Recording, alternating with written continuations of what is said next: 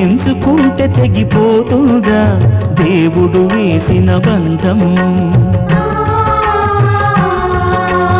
ఎంచుకుంటే తెగిపోతుందా దేవుడు వేసిన బంధం?